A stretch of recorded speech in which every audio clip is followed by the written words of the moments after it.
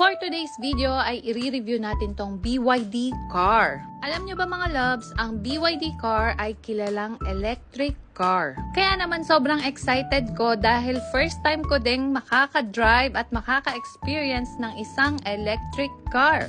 At kung makikita nyo ay naka-car seat na rin and full option.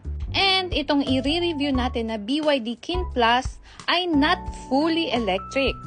May kasama rin siyang hybrid. Safe na safe dahil pag umabot na ng 25% yung battery ng car mo, automatic na siyang mag-change sa hybrid gasoline. Kaya naman, sobrang safe. And kahit sedan car, sobrang laki ng space. Kaya kapag dinadrive mo siya, ay para ka na rin naka-SUV. So sobrang excited ko nga dahil first time ko talaga makapag-drive ng isang electric car, even though hindi siya fully electric.